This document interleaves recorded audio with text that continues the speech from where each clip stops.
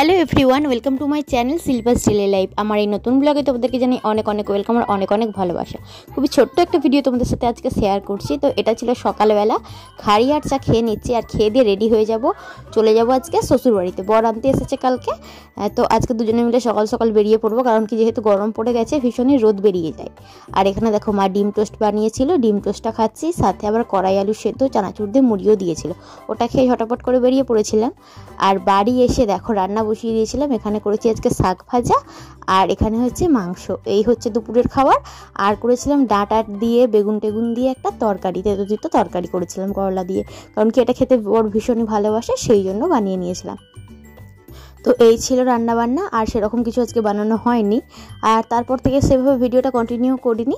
রাত্রির জন্য এখানে দেখো আলু ভাজা বানিয়ে নিয়েছিলাম, আমরা যাতে রুটি দিয়ে খেতে পারি। আর এখানে একটু মাংস ছিল, সেটাই গরম করা হচ্ছিল।